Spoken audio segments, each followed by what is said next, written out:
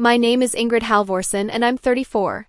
I was standing in the parking lot of St. Olaf's Lutheran Church in Anacortes when I first felt it, that specific wrongness you can't name yet.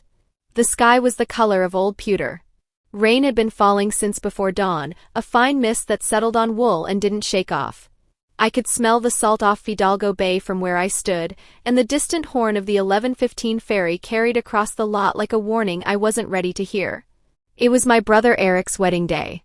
I had driven 2 hours from Seattle in a dress I bought 6 months ago, the one with the dark green bodice my mother said made me look like a person who had her life together. I had Eric's wedding gift on the back seat, a handmade cedar box I'd commissioned from a craftsman in Bellingham, the one who does inlay work with salvaged boat wood.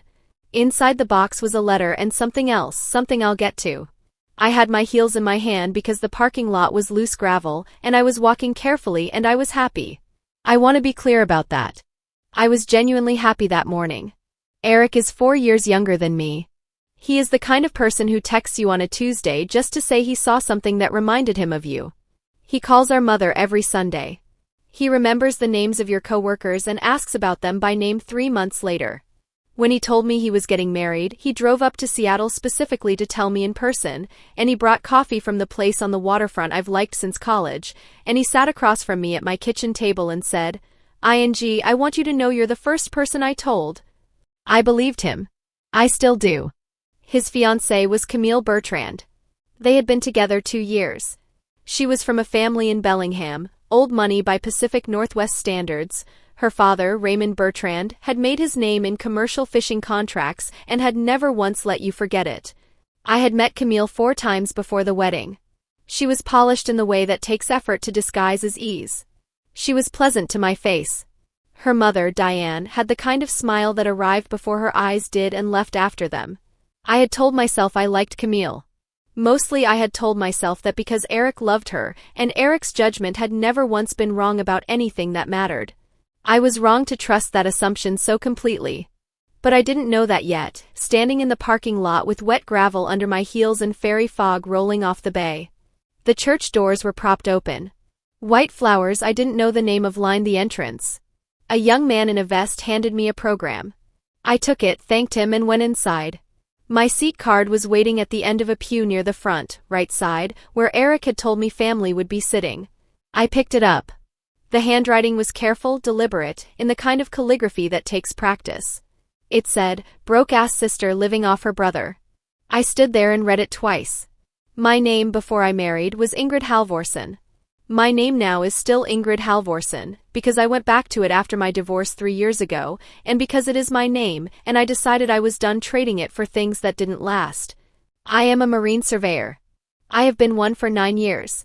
I work for a firm based in Seattle, Westbrook Marine Assessments, and before that I apprenticed under a man named Cal Bremer who had been doing the work for 32 years, and who told me in my first week that the job was 80% patience and 20% knowing exactly what you're looking at. He was right. I survey commercial and recreational vessels for insurance purposes, for sale transactions, for compliance reviews. I write reports that determine whether boats are worth what people say they are worth, and whether the people who own them will be covered when something goes wrong. It is not a glamorous profession. Most people, when I tell them what I do, nod in a way that suggests they are waiting for me to say something else. I make a good living. I own my condo in Ballard, 2 blocks from the canal, with the kind of mortgage that requires consistent income and a credit score I have maintained without interruption for 11 years. I drive a used Subaru with 140,000 miles on it because I spend money on things that matter and not on things that perform. I had been divorced for 3 years when Eric got engaged. My ex-husband David was a contractor who had been good at his job and less good at being present for anything that wasn't his job. We had been married for 5 years. We parted without ugliness mostly, and we do not speak now mostly. The divorce cost me money I had saved and time I had planned differently, and for about 8 months afterward I was living more carefully than I wanted to. Eric knew that. Eric had seen that period. He had also seen what came after it. What came after it was that I refinanced my condo at a better rate, took on 3 additional survey contracts, and rebuilt my savings inside 14 months. I did not ask anyone for help doing this. I did not need to. I kept a spreadsheet that year, nothing complicated, income on one side and outflow on the other, and I checked it every Sunday morning with my coffee, and I watched the number on the right side get smaller every week. It was the most deliberate 14 months I have ever spent, and when it was done I closed the spreadsheet and deleted it because I didn't need it anymore. But Raymond Bertrand did not know any of that. What Raymond Bertrand knew or chose to know was a version of me assembled from a comment Eric had made in passing, probably during the difficult 8 months, probably without understanding how it would land in the hands of a man who catalogued other people's weaknesses the way he catalogued fishing contracts. I found out later that Raymond had been calling me the sister for most of the engagement. Not Eric's sister. The sister. The way you refer to a problem with a known shape. Camille had known. I believe that now. I believe she had heard it enough times that it had become furniture in her mind, just part of the background of who I was to her family. She may not have written the seat card herself. But she had known the language it would be written in. Diane Bertrand had a sister-in-law who did event coordination. The sister-in-law had done the calligraphy for all the seat cards. Every other card in that church was done properly, first and last name, table number, clean script. Mine was the only one with different words on it. That level of deliberate effort requires a decision. Someone made that decision, confirmed it, and let it go to print. I learned all of this afterward. In the church holding the card I knew none of it. What I knew was the weight of the card in my hand. The slight texture of the heavy stock. The smell of candle wax and cut flowers mixing with the rain-damp wool of the guests settling into pews around me. A woman too rose up, laughed at something her companion said. Near the altar a cluster of Bertrand cousins turned and looked at me, not all of them but enough, and one of them said something low, and there was quiet laughter from that corner too. My throat went tight. I set the card face down on the pew. I put my heels on. I stood up straight. Eric had moved back to Anacortes 4 years ago, after a job offer with a marine equipment supplier on the waterfront pulled him north from Seattle. He bought a small house on the hill above the ferry terminal, a 1960s Craftsman with cedar siding that had gone gray with weather, good bones, bad gutters. He paid $340,000 for it, which was fair for what it was, and he called me the day he got the keys and said, I don't know what I'm doing. I drove up that Saturday with a level, a flashlight, and a list of questions a property inspector had once walked me through on a survey job. We spent 4 hours going through the house together. I found a slow leak under the guest bathroom sink, a section of subflooring near the back door that needed sistering, and a gutter bracket on the north side that had pulled free from the fascia and was directing water toward the foundation. I wrote all of it down. I told him what was urgent and what could wait. I also found that the electrical panel was an older Federal Pacific model, the kind flagged in residential assessments for elevated breaker failure rates. I told him to budget for a replacement within 2 years. He wrote that down too. He fixed the urgent things first. I helped him with the subfloor on a long weekend in October, driving up on a Friday night after a survey job in Everett, bringing my own tools because his were still in boxes. We worked most of Saturday. His neighbor, an older man named Tarya, came over with lunch and watched us work and said Eric had made a good choice buying on this street. We ate on the porch with the canyon of fir trees below us in the fog, and Tarya told a story about the house's previous owner that took 20 minutes and was worth every one of them. After Tarya went home, Eric and I finished the subflooring and cleaned up and drove down to the waterfront and ate fish and chips at a place that had been there since the 1970s, and Eric said it was the best Saturday he'd had in years. I said it was pretty good for me too. The electrical panel replacement happened 2 months later. I wasn't there for that one. Eric hired an electrician I recommended, a man named Drew who had done work on a few of the commercial vessels I'd surveyed, and who I knew would do the job correctly and not oversell the scope. Drew replaced the panel, brought the main line up to code, and added 2 circuits to the shop in the detached garage. Eric sent me a photo of the finished panel. Clean work. I texted back, good. That was the beginning of what became a pattern without either of us naming it. When Eric needed something done and didn't know how to do it, he called me. Not always. He is capable and resourceful and not the kind of person who leans. But there is a category of problem, the kind that sits between a YouTube tutorial and a licensed contractor, the kind where you need someone who knows what they're looking at, and for that category he called me. The winter after he bought the house, his furnace failed in February. It failed on a Thursday night when temperatures along the Salish Sea dropped below freezing, which happens rarely enough that no one is ever prepared for it. He called me at 7:18 p.m. I was in the middle of a report. I talked him through the reset sequence on the furnace control board, and when that didn't work, I called a heating contractor I knew from a commercial survey job and got him to the house by 9. I paid the emergency call-out fee, $285, because Eric didn't have it liquid that month and I did, and because it was February and he didn't have a backup heater. He paid me back the following month. I want to be precise about that. He paid me back. This was not charity. But I had the money when he needed it and I made the call and the house was warm before midnight. The spring he and Camille got serious, he asked me to look at a used boat he was considering. A 1987 Bayliner Sierra, 24-foot, listed at $11,500 by a seller in Oak Harbor. He wanted to know if it was worth it. I drove to Oak Harbor on a Saturday morning, arrived at 8:51 a.m., and spent 2 hours going over the hull, the wiring, the through hulls, the engine hours. There was osmotic blistering on the port side of the hull below the waterline, not catastrophic but real and expensive to repair properly. There was also a raw water impeller that hadn't been changed in longer than the seller claimed. The build showed faint discoloration I didn't like. I wrote Eric a 3-page assessment the same evening.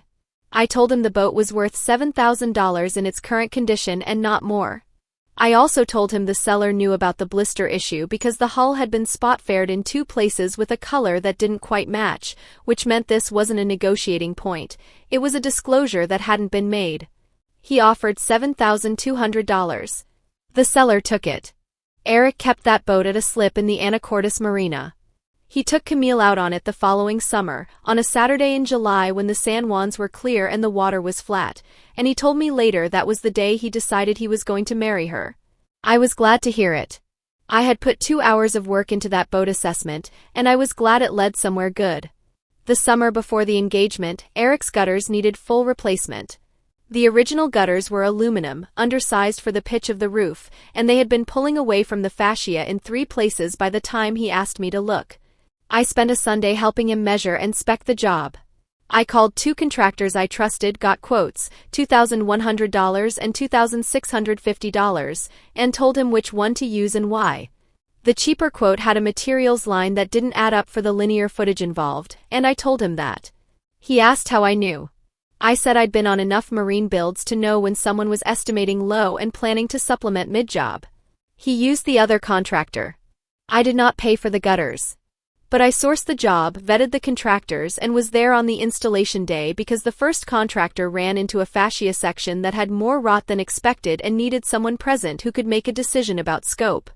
The engagement party was held at Raymond Bertrand's house, a large property on the water north of Bellingham, the kind of house that communicates its own value the moment you see it. I brought a bottle of good whiskey and a card. Diane Bertrand accepted both with the smile that arrived before her eyes and asked me what I did for work. I told her. She said, "How interesting," and moved away. Raymond shook my hand and said Eric had told him a lot about me. I said I hoped so. Raymond said, "He said you've been a real support system for him." He said the word support system the way you say useful appliance, with appreciation and no particular warmth. I said Eric had always done the same for me. Raymond smiled. He moved away too. I stood with my whiskey near the window that looked out over the water, watching the lights on the far shore, and I thought about the cedar box I had already commissioned for the wedding gift. The craftsman in Bellingham was going to finish it by March. Inside it, along with the letter, I was going to put Eric's copy of the boat key, the duplicate I'd had made when I helped him register the Bayliner, the one that had been sitting in my kitchen drawer for a year because I kept forgetting to give it back. I was going to give it back at the wedding. Small thing. But it was his and it belonged with him. The wedding invitation arrived in February. It was a cream envelope, heavy stock, formal print. My name was on it, Ingrid Halvorsen, no +1, and the ceremony details were on a card inside, with a smaller card for the reception, and a third card with information about the venue and parking. Everything was coordinated. Everything matched. Someone had spent time on it or spent money on it or both. I pinned the date on my calendar. I booked a room at a motel in Anacortes for the night before, then decided against it and cancelled it. I'd drive up the morning of. 2 hours was manageable. I bought the dress in March at a shop in Capitol Hill that a friend had recommended, and I stood in the fitting room and looked at it and decided it was right. I bought the shoes the same day. I thought in those months that I was ready. I had no idea, standing at that window, how much weight that key was going to carry before the day was done. I stood in the pew and looked at the card for a long moment. Then I set it face down on the wood and sat down. The church filled slowly. Rain tapped against the high windows. The organ played something I didn't recognize, low and unhurried, and the smell of candle wax got stronger as more candles were lit near the altar.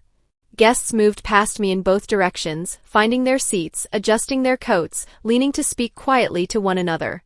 I kept my eyes forward.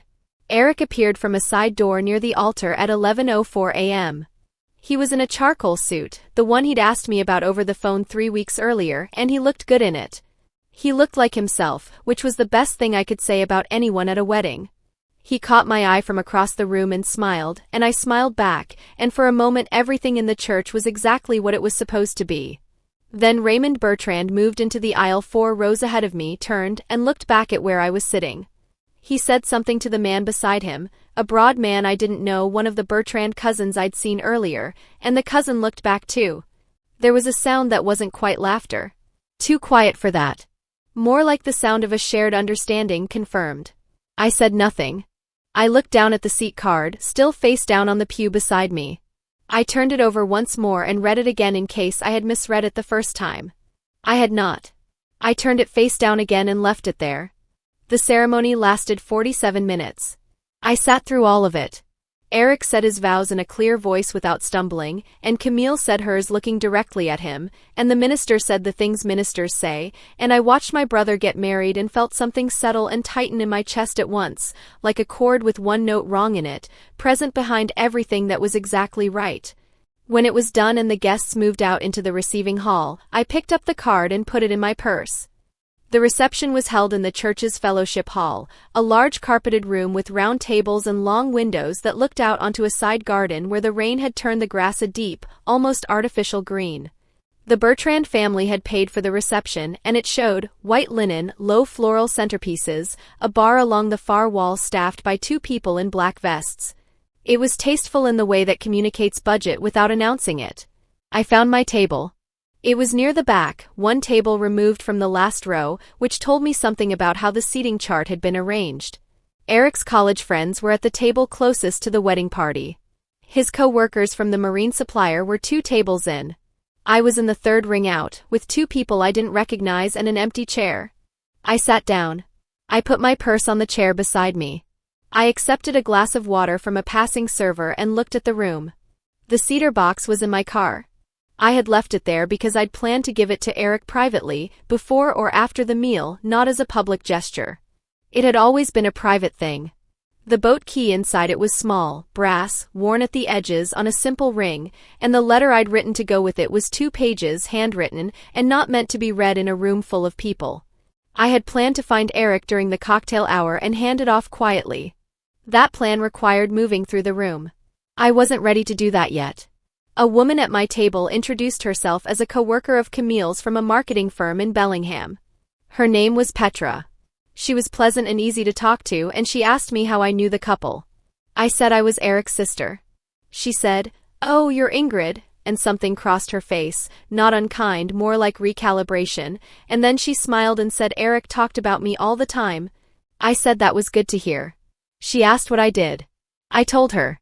She asked what that meant exactly, and I explained it, what a survey covers, how the process works, what you're looking for on a hull versus in an engine room. She listened with actual interest. She said her father had owned a boat when she was growing up, a 32-foot sloop he kept in Bellingham, and that it had been in the yard for repairs more often than it was on the water. I told her that was a common condition for boats of that era on this coast. She laughed. It was a real laugh, not a polite one. We talked for a few minutes about nothing important, and I was grateful for it. The meal was served at noon. Salmon, which was appropriate for Anacortes and probably Raymond's idea. I ate most of it. The 2 Bertrand cousins at the adjacent table glanced at me twice during the meal. The second time one of them leaned to the other and I heard, just barely, the words "support system," said in Raymond's exact cadence. I said nothing. I kept my voice even. Raymond Bertrand gave the first toast. He had the posture of a man who had given many toasts and considered it a right rather than an honor. He spoke for 6 minutes, I counted, about Camille's childhood, her accomplishments, her judgment in choosing a man like Eric, who had, Raymond said, shown he has the character to build something real. He did not mention Eric's family. He did not mention me. He ended by raising his glass and saying, "To Camille and Eric, may you build the life you've designed together without interference." He looked at me for the last 2 words. I raised my glass with everyone else. I did not look away from him when I did it. Eric spoke next, briefly, warmly, the way Eric does everything that matters. He thanked people by name and he named me specifically, my sister Ingrid, who has been the most constant person in my life for 30 years. His voice didn't waver when he said it. He was looking straight at me. The color left Raymond's face. Just slightly. Just for a moment. I nodded once at Eric. That was all. After the toasts, when guests began moving between tables, Raymond Bertrand came to mine. He pulled out the empty chair across from me without asking and sat down. He had his glass with him, still half full. He set it on the table and folded his hands around it and looked at me with an expression that was attentive and almost kind. "Ingrid," he said, "I don't think we've had a real chance to talk." "No," I said. "Eric is very fond of you," he said. "That's obvious. It's a good quality in a man, loyalty to family." I said nothing. "Camille is fond of you too," he said. "In her way. She worries a little, I think. About the dynamic." "What dynamic?" I said. He tilted his head slightly. "Well," he said, "Eric is starting a new chapter. A family of his own. There's a natural reorganization that happens. Priorities shift. That's healthy. That's how it should work." "I agree," I said. That seemed to catch him slightly off balance. He adjusted. "I think what Camille hopes," he said, "is that Eric can build some independence from the patterns he's been in." "What patterns?" I said. He smiled. It was a patient smile. The kind that suggests the person wearing it considers your confusion forgivable. "He's a generous young man," Raymond said. "Sometimes to a fault. And the people around him, the ones who care about him, they want to make sure that generosity isn't being directed in ways that might not serve his best interests going forward." I looked at him. "I'm not sure what you're describing," I said. "I think you are," he said. Not unkindly. That was what made it effective. The tone never hardened. He kept the warmth like a tool. "Raymond," I said, "if you have something specific to say, say it." He leaned back slightly. "I just think," he said, "that now that Eric has a wife, his financial commitments should be focused at home. That's all. Nothing personal." "Eric has never given me money," I said. "I understand that's how you see it," he said. I felt the heat come up the back of my neck. "That's how it is," I said.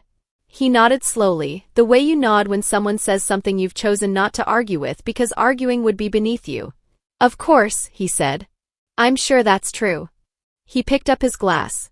"I just want good things for my son-in-law. And for my daughter.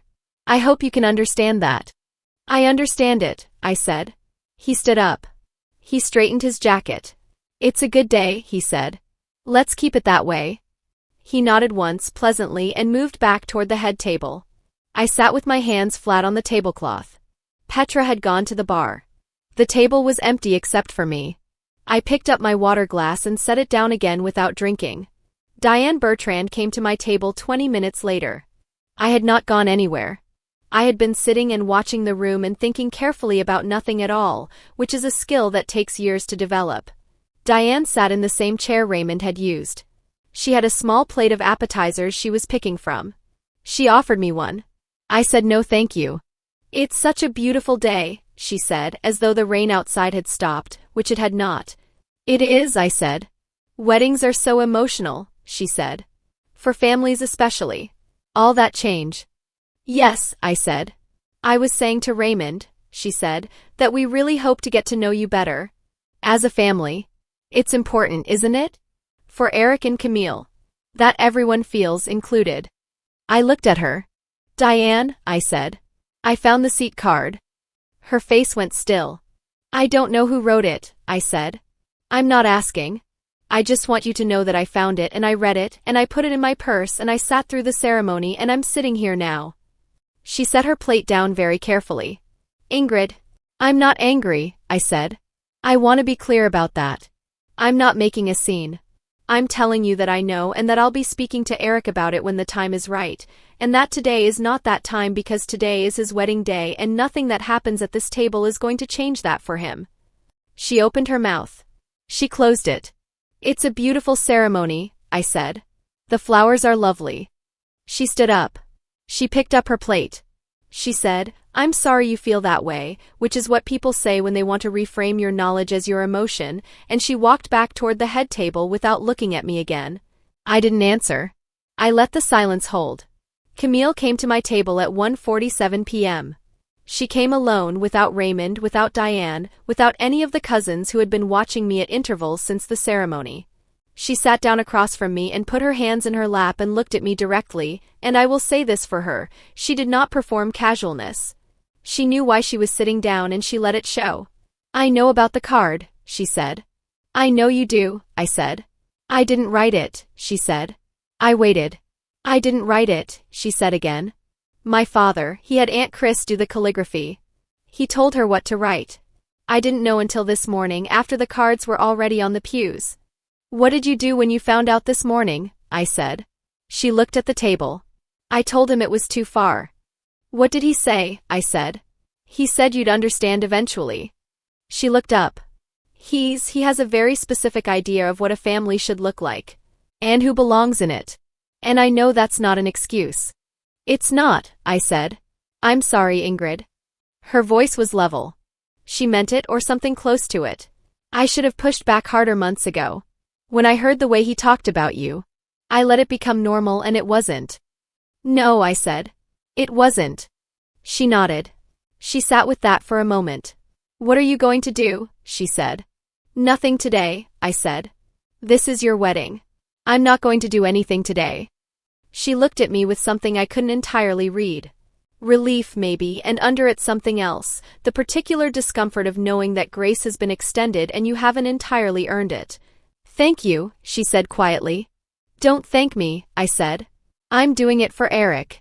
She stood up. She started to say something else, then didn't.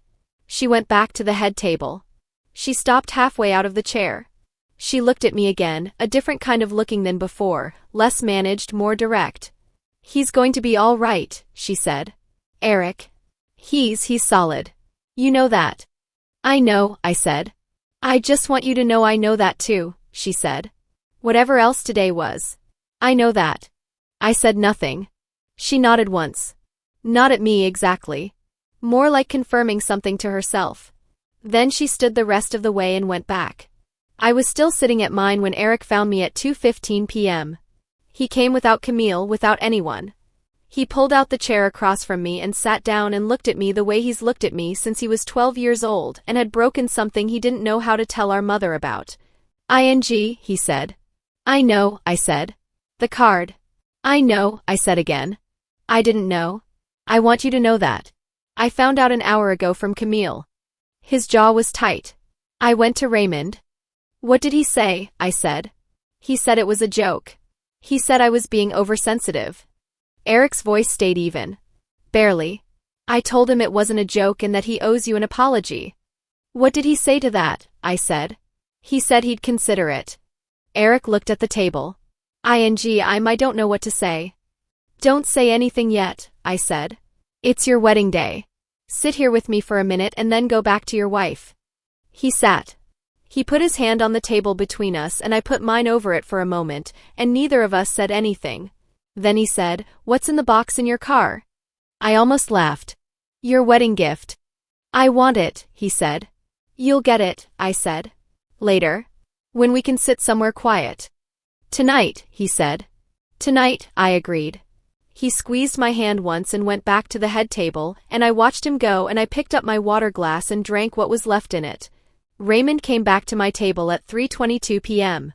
This time he brought his glass and a second one filled, which he set in front of me without asking. He sat down with the ease of a man who has decided to move past something on his own schedule. I owe you an apology, he said. The card was in poor taste. I can see that it landed harder than intended. I said nothing. These things happen at weddings, he said. Nerves. Jokes that don't land. I hope you won't hold it against the family. I looked at him. Raymond, I said. A joke is something both people can laugh at. He nodded slowly. Fair point, he said, in the tone of a man conceding a minor procedural note. I didn't write it to be cruel, he said. I want you to understand that. I wrote it, or had it written, because I thought if you saw yourself the way Camille's family sees you, you might take the hint. What hint? I said. That Eric's first loyalty now has to be to his wife, he said. And that the people who've relied on that loyalty, even with good intentions, need to step back. Raymond, I said. I have never asked Eric for anything he didn't offer first. And on the one occasion where money changed hands between us, it was a loan that was repaid. I don't know what version of me lives in your head. But I'd be interested to know where she came from. He looked at his glass. Eric mentioned a difficult time, he said. After the divorce. He said you'd been struggling. I refinanced at a better rate, I said. I took on more contracts. I was more careful for about 8 months than I'd been before. That's not struggling. That's managing. He looked at me. Something shifted in his face, not a concession exactly, but the first sign of actual listening I'd seen from him all day. That card was written in advance, I said. In calligraphy. By a person you instructed. It was placed specifically on my seat. That's not a joke that didn't land. That's a message that landed exactly where you sent it. He was quiet for a moment. Then, I think you may be reading more into it than was intended. I don't think I am, I said. Ingrid. He leaned forward slightly. I want to be honest with you because I think you're a person who respects honesty. The concern I have, the concern Diane and I both have, is about what kind of relationship Eric maintains with his family of origin as he starts his own family. That's a legitimate concern. Parents have it. You'll understand that someday if you have children. I'm 34, I said. Not 12. He smiled. Patient again. Warm again. Of course. I only mean there are patterns. Financial patterns in particular that Camille has noticed. Eric is generous. Sometimes the people around generous people, without meaning to, lean on that generosity in ways that become habitual. Say it plainly, I said. He set his glass down. Eric has helped you out financially, he said. More than once. There's no shame in that. But Camille needs to know that her husband's resources are going toward their life. Their home. Their future. Not elsewhere. The room around us was ordinary. People at other tables talking and laughing and refilling their glasses. The bar still busy. The wedding party taking photographs near the windows. Everything normal in every direction except this table, where a man was telling me a story about myself that had no relationship to any fact I had ever lived. Eric has never given me money, I said. He paid an emergency service call for you, Raymond said. $200 and some. February 3 years ago. My throat went tight.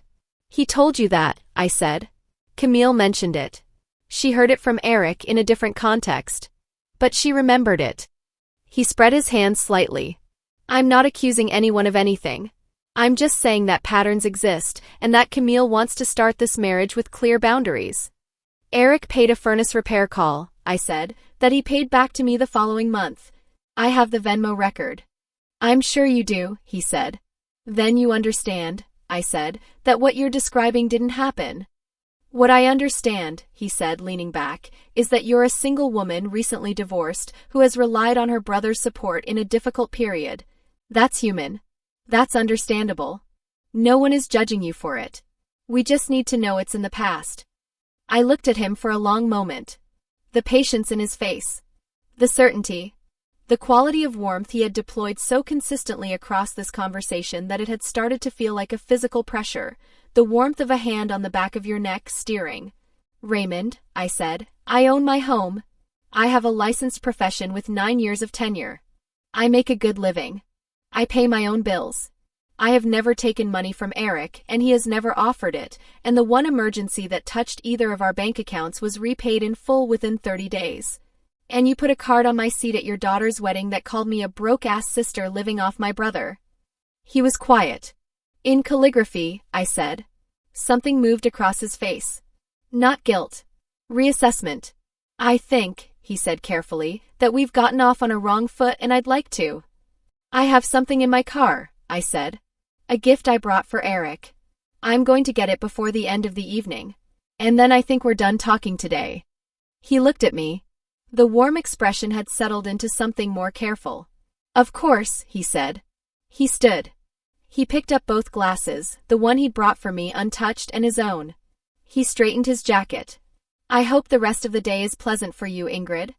He walked away. I sat with my hands flat on the table again. Petra came back from the bar and sat down and asked if I was all right. I said I was fine. She nodded and talked about something else, and I let her, and I listened, and the afternoon moved. At 4:55 p.m., I went to my car. The cedar box was on the back seat where I'd left it. I picked it up.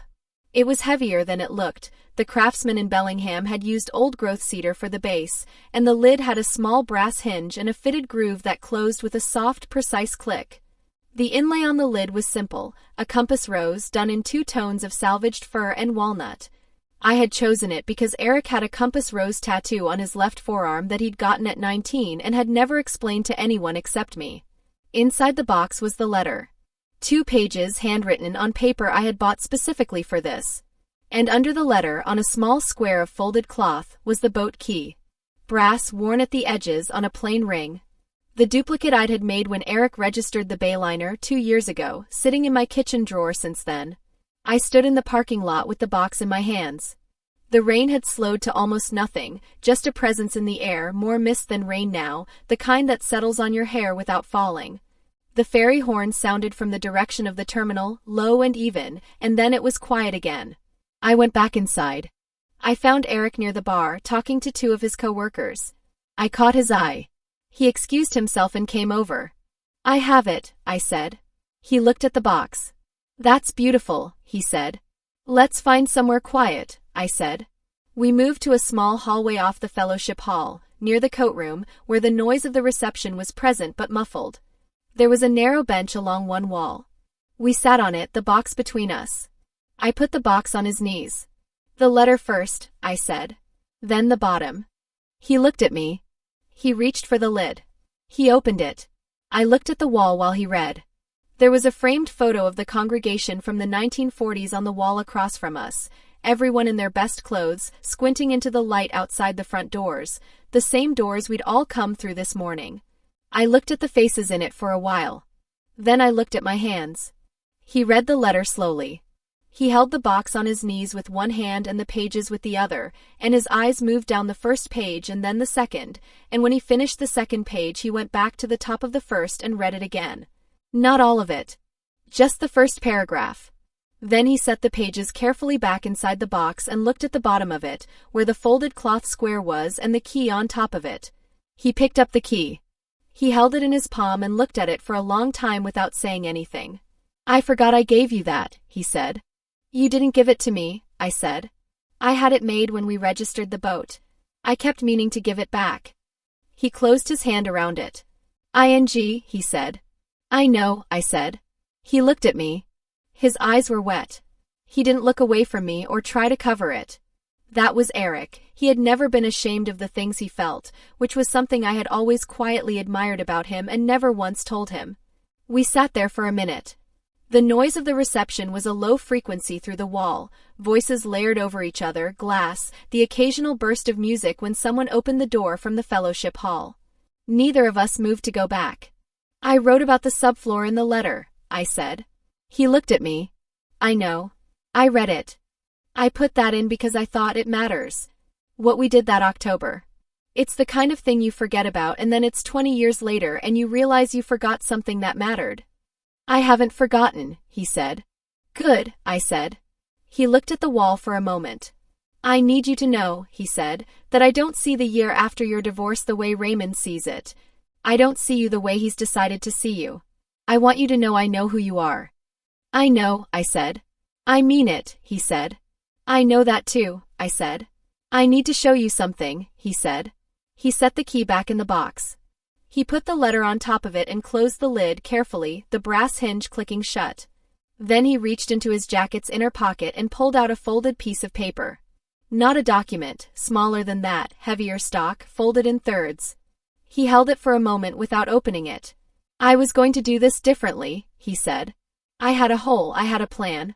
I was going to wait until after the honeymoon, get everyone in a room, do it properly. He looked at the paper. But Raymond talked to you at the table. He did, I said.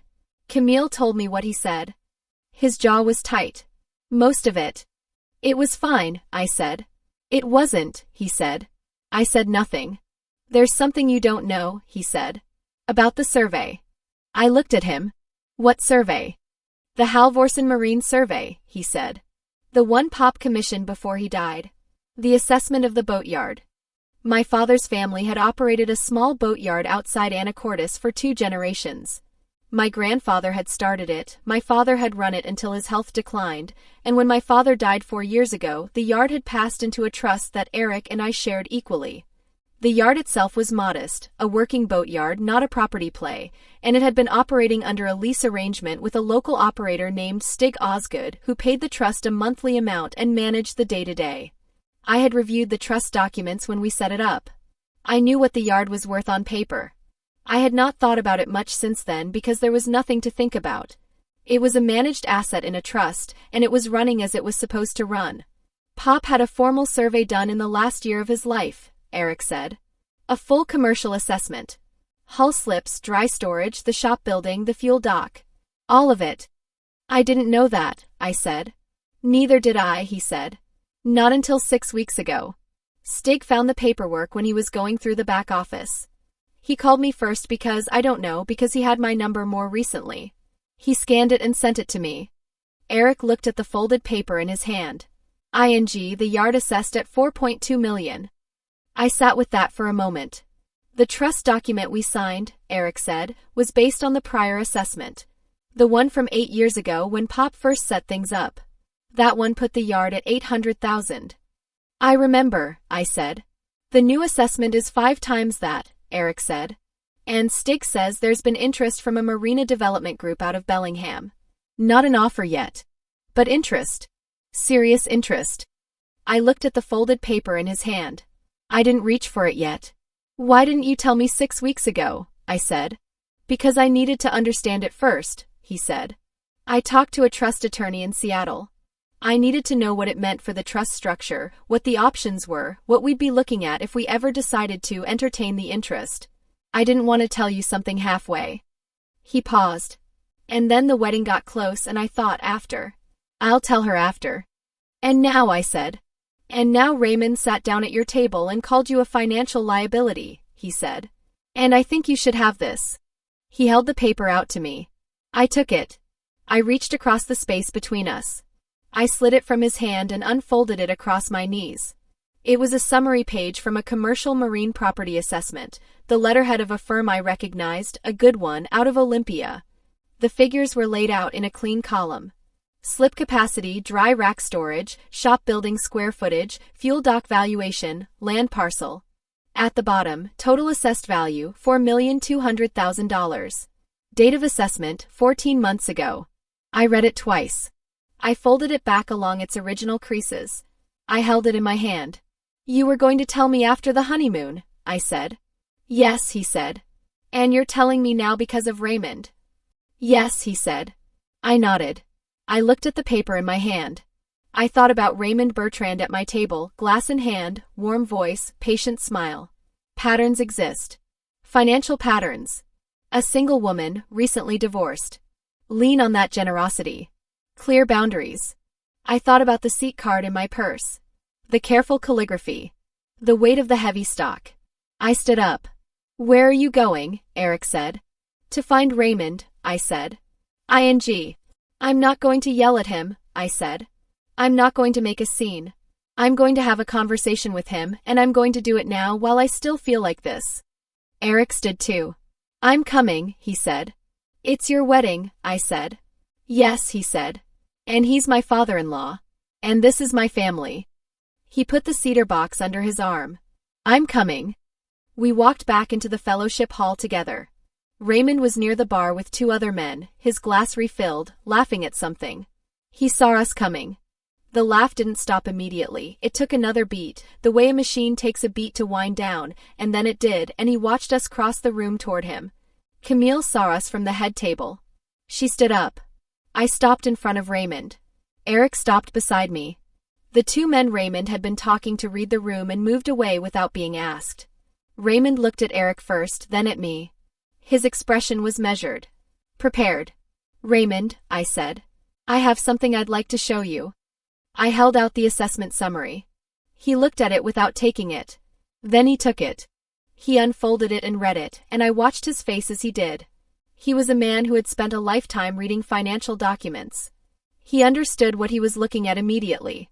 The numbers registered and something shifted behind his eyes, not shock exactly, but a recalculation. Fast and quiet, like a machine running a new figure. He refolded it. He held it out to me. I didn't take it back right away. My father had a commercial assessment done on the Halvorsen boatyard 14 months before he died, I said. That summary is the result. Eric and I each hold 50% of the trust that owns it. The assessed value is $4.2 million. Raymond said nothing. Camille had arrived. She was standing just behind her father's left shoulder. She looked at the paper in his hand, then at me. You asked me this afternoon, I said to Raymond, whether I understood that Eric's financial commitments should be focused at home, whether I could see that patterns exist, whether I recognized that a single woman recently divorced might be leaning on her brother's generosity in ways that had become habitual. I kept my voice even. I'd like you to understand something. He was watching me. The patient warmth had gone somewhere else. What was on his face now was careful and still. I own my home, I said. I have a licensed profession. I pay my own bills. And I am a 50% owner of a marine property currently assessed at $4.2 million, with active development interest from a group out of Bellingham. I held out my hand for the paper. He gave it to me. I am not a support system. I am not a broke-ass sister. I am the person who taught your son-in-law how to inspect a house, who assessed the boat he took your daughter out on the day he decided to propose to her, who drove to Oak Harbor on a Saturday morning and saved him $4,000 on a transaction he'd have gotten wrong without me. I paused. I am Eric's sister. That is who I am. And that is who I will be when this day is over and every day after it. Raymond's jaw tightened. He looked at Eric. Eric. She's right, Eric said. Quietly. No heat in it. Just flat and clear. Raymond looked back at me. He assembled something. I watched him do it, the preparation of a response, the reaching for the warm and measured tone that had served him all afternoon. Ingrid, he said. I want you to know that nothing I said today was meant as an attack. I was speaking out of care for my daughter and my... You told me, I said, that Eric's resources should be focused at home and not elsewhere. He paused. I was speaking broadly. You told me, I said, that there were patterns, financial patterns, that the people around generous men lean on that generosity in ways that become habitual. He was quiet. You told me, I said, that you wanted to be honest because I seemed like a person who respects honesty. I looked at him. I do respect honesty. So I want to be honest with you now. The story you built about me has no relationship to my life. Not one piece of it. And you put it on a seat card in a church at your daughter's wedding in calligraphy for a room full of people to see. I held his gaze. I think that says more about what you needed to believe than about anything I've actually done. The room around us was its usual noise. No one nearby was watching as far as I could tell. This was not a loud conversation. It wasn't meant to be. Raymond looked at Eric again. Eric looked back at him and said nothing. Diane had appeared at the edge of my vision, near the head table, watching. She didn't come closer. Raymond turned back to me. He drew a breath. He was recalibrating, I could see it, the same process I'd watched when he read the assessment, the same fast internal accounting. He was looking for the move that cost him least. I think, he said, that we've had some misunderstandings today. On both sides. And I hope that. I'm going to go say goodbye to Eric and Camille now, I said. And then I'm going to drive home. And in a few weeks, when things have settled, I'm sure we'll all be at the same table again, and that will be fine. I folded the assessment summary once more and put it in my purse, next to the seat card. But I need you to know, and I need you to actually know it, not manage it, that what happened today was not a misunderstanding. It was a decision. And decisions have a way of being remembered. Raymond said nothing. I nodded once. Not at him exactly. Just to close the exchange to market. Congratulations on the wedding, I said. Your daughter looked beautiful. I turned. Eric walked with me, his hand briefly on my shoulder, and we crossed the room together. Camille met us near the door to the hallway. She had gotten there ahead of us somehow. She looked at me with an expression I recognized, the one from earlier at my table, the discomfort of unearned grace. Except now it was something else underneath it. Something more direct. I heard some of that, she said. That's all right, I said. The survey, she started. Is Eric's business and mine, I said. Not something you need to manage. Not today. She nodded. She looked at her husband. Something passed between them that I didn't try to read. I'm glad you stayed, she said to me. Quietly. Like she meant it. I'm glad too, I said. She went back to the reception. Eric walked with me to the coat room and waited while I got my coat. He was still holding the cedar box. Keep the key, I said. He looked at the box. I was going to. The letters for later, I said. When you're somewhere quiet. I know. He put his free arm around me, briefly, firmly. ING. Thank you. Don't thank me, I said. Just call me when you're back from the honeymoon. Day 1, he said. I put on my coat. I picked up my purse. I walked out through the side door of the fellowship hall into the gray anacortes afternoon, and the rain had stopped completely now, and the air was cold and smelled of salt and wet evergreen, and the ferry terminal was invisible somewhere in the low fog to the south, but I could hear its horn again, low and patient, and the sound of it carried all the way across the parking lot and past me and kept going. I drove home that night. 2 hours, most of it dark by the time I hit the interchange south of Everett. I had the radio on low and then off and then on again, and I stopped once for gas and a coffee I didn't finish, and I pulled into my parking spot in Ballard at 9:41 p.m. I sat in the parking lot for a few minutes before going in. Not for any particular reason. The garage was quiet, just the hum of the ventilation system and the tick of the engine cooling, and I sat there and looked at the concrete wall in front of me and thought about nothing specific, and then I went inside. My condo was the way I had left it that morning. I hung my coat. I put my purse on the counter and took the 2 things out of it, the seat card and the folded assessment summary, and I set them both on the kitchen table. I looked at them for a moment. Then I went and changed out of the green dress and washed my face and came back and made tea and sat down at the table with it. The seat card was still in its precise calligraphy. Broke-ass sister living off her brother. I looked at it without much feeling. It was a piece of paper. It had already done what it was going to do, which was less than whoever wrote it had intended. I put the seat card face down and left the assessment summary face up. I thought about my grandfather, who had built the first slip at the Halvorsen yard with salvaged lumber in 1959, who had smelled of diesel and cedar his whole life, who had taught me how to read a waterline before I could read a tide chart. I thought about my father, who had kept the yard running through 2 recessions and a divorce of his own, who had quietly commissioned an assessment in the last year of his life and left it in a filing cabinet in the back office without telling anyone, which was the most him thing I could imagine. He had always been a man who gathered information and waited for the right moment. He had just run out of moments before he could use it. There was a photo of him in the back office, taken sometime in the late 1960s, standing in front of a trawler that had come in for a bottom job. He had his arms crossed and was squinting at the camera like the sun was in his eyes even though it was overcast. He looked like a man who was exactly where he was supposed to be. My father had kept that photo on the wall for 30 years. I don't know where it is now. I thought about the first time he took me to the yard. I was 7. It was early spring, one of those overcast mornings when the light comes off the water sideways and makes everything look like a photograph taken in the wrong decade. He walked me down each slip and named the boats, told me who owned them, told me what kind of work they did and where they went. He had a way of talking about boats the way other fathers talked about people, their histories, their quirks, what had gone wrong with them and how it had been fixed. I had not understood at 7 that he was teaching me something. I understood it later.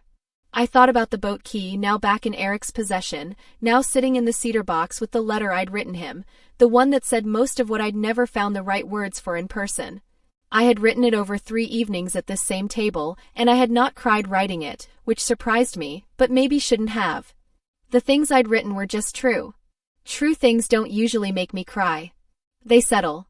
Eric called from the airport the morning after, before their flight. He said he'd read the letter. He said it twice. I said I was glad. He said, I showed Camille the assessment. I figured you would, I said. She wants to talk, he said. About the trust. About all of it. When we're back. That's fine, I said. She's trying ing. I know, I said. Let her.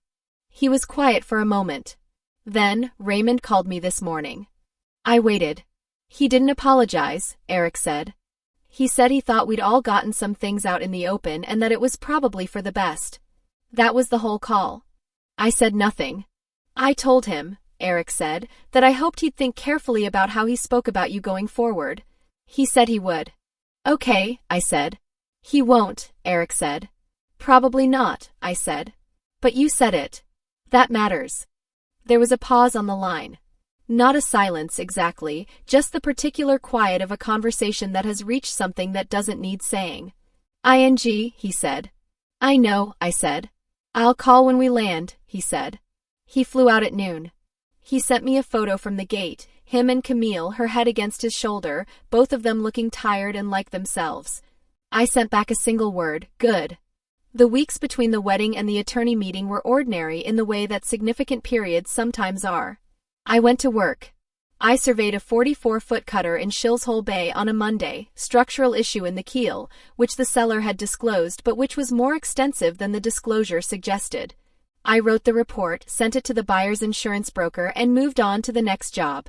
I surveyed a commercial fishing vessel in Everett on a Thursday that was clean from stem to stern, the best-maintained boat I'd seen all year. I noted it in my report and meant it. I thought about the boatyard sometimes. Not obsessively. More the way you think about something that's been decided but not yet executed, with a quiet attention, like watching water come to a boil. I pulled up the assessment summary on my laptop one evening and read it again, end to end, the way I'd read a survey report I'd written myself. It was good work. Thorough. The firm in Olympia had sent someone who knew what they were looking at, and they had documented everything in the order you'd want it documented. My father had known what he was commissioning. He had always known what he was doing. He just hadn't had time to tell us. The development interest in the boatyard became a formal offer 8 weeks later. I'm not going to go into the details here, that's a longer story and it's still going and not everything has been decided. What I will say is that when the attorney set up the first meeting to discuss the offer, I drove up to Anacortes on a Tuesday morning, and I sat in the conference room of a waterfront office that smelled like marine charts and old coffee, and I put the assessment summary on the table, and I felt something settle in my chest that I hadn't realized had been unsettled. Not victory. Not satisfaction exactly. Something quieter than either of those words. Stig Osgood was at the meeting. He was a broad, deliberate man who had known my grandfather, and he shook my hand when I came in and said, "Your pop would have liked seeing this." I said I thought so too. We sat down and the attorney opened his folder and we got to work. The attorney's name was Marcus Fenn. He had an office on the second floor of a building on Commercial Avenue that looked out over the marina. I had not met him before that morning. He was organized and direct and did not waste words, which I appreciated. He walked us through the offer structure, the zoning implications, what the development group wanted and what they were prepared to pay for it, and what we would and wouldn't be giving up under each scenario he laid out. He had printed everything in a binder with tabs. He gave Eric and me each a copy. We went through it section by section. When I had a question, I asked it. When Eric had a question, he asked it. When Stig had something to add about the operational side, the lease terms, the condition of the fuel dock, what the long-term tenant situation looked like, he added it, and we listened and Marcus made notes. It took 3 hours. When we were done, Marcus gathered his papers and said he'd send an updated summary with the points we'd flagged. He shook our hands. He shook Stig's hand. He said he'd be in touch.